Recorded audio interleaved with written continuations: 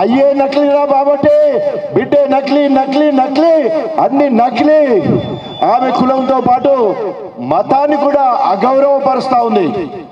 ఇవాళ ఎందుకు కేకలేస్తున్నారంటే కడియం అంటే కడియంకి తగిన మిన్నడు రాజన్నని చూస్తున్నారు, ఎదురు చూస్తా ఉన్నారు. సవాల్ చేస్తున్నా, నీకు దమ్ము ధైర్యం సిగ్గు శరం ఉండేది ఉంటే బీఆర్ఎస్ పార్టీ నుండి గెలిచిన ఎమ్మెల్యే పదవికి రాజీనామా చేయి. చూసుకుందాం రా వస్తావా? ఏదో సుప్రీంకోర్టు గురించి కాదు మాట్లాడేది.